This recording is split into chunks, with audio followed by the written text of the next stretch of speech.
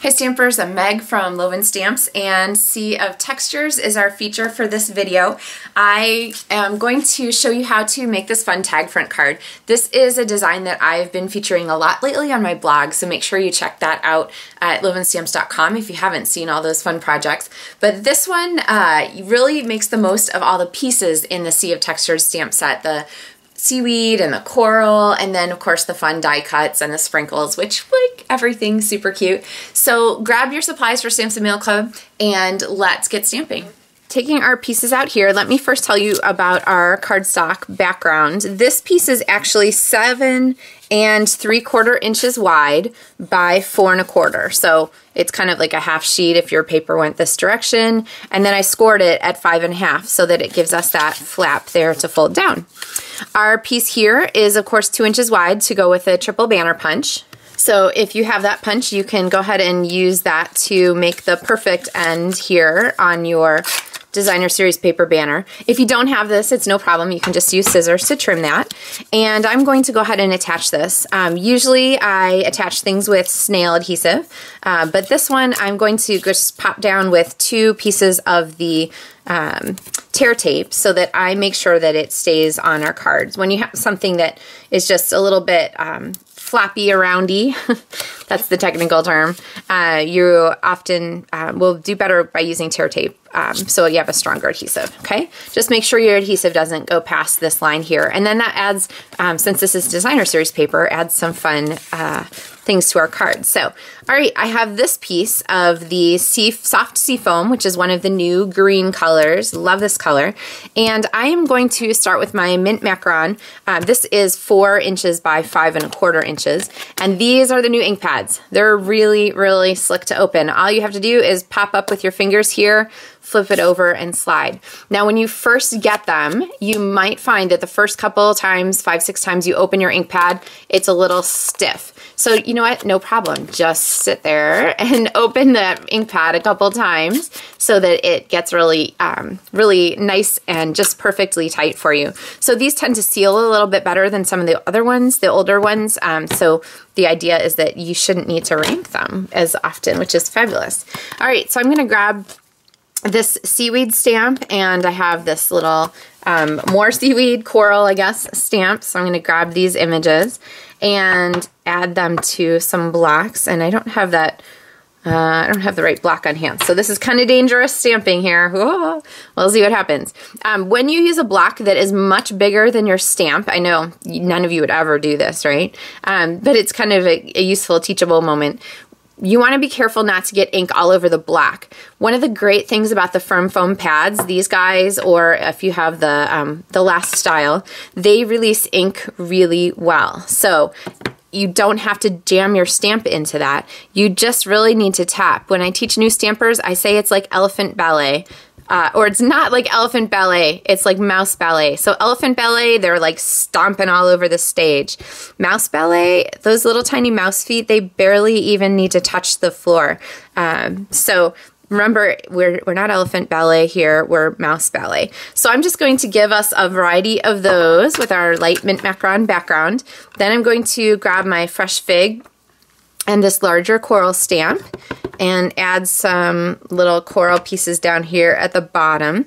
And then I'm going to add my Tranquil Tide and add some of the darker little pieces, accents in here. I'm gonna put one kind of up the side. All right, so this gives us a background that we can attach inside our card.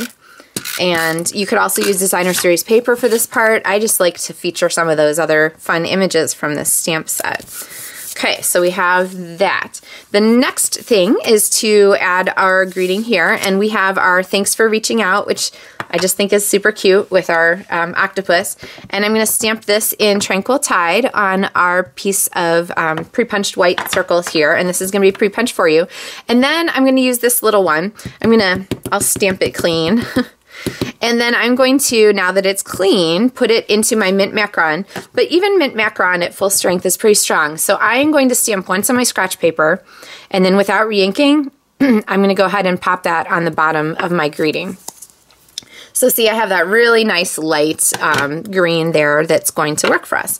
All right, next thing, I'm going to grab my octopus stamp. I'm going to ink him in, or her, could be a her octopus, in this fresh fig, and go ahead and add this by stamping upside down. So inked stamp, cardstock to match, go ahead and set that down on the stamp, and then just use another design or another clear black to press it down so you get a nice even image.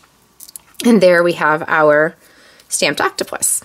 Okay, so he is going on, and if you've seen my other videos on this, you'll know that my favorite way to attach this fun die cut net that comes from the Under the Sea framelit dies that are bundled with Sea of Textures, my favorite way to attach this is to use dimensionals.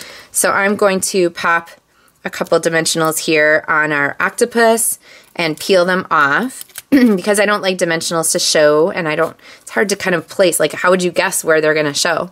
So I'm going to go ahead and pop my octopus on here now.